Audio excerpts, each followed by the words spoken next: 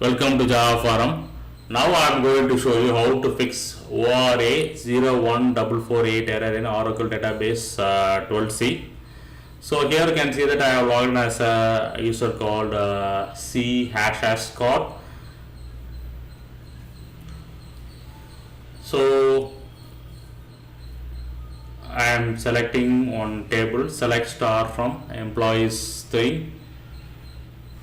So describe employees 3. So it's having some two columns, employee number, name. So now let me alter the table. Alter table employees 3, modify employee number. So I am modifying the data type from number to long data type. So ORA-01448 index must be dropped before changing to desired type. So what is the problem here is this employee number column is a indexed column. Okay. So login as a sysdba. I am running this query to check what are the index mapped to the table.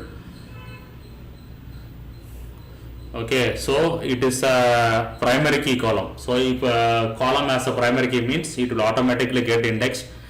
Okay, so I am dropping the primary key.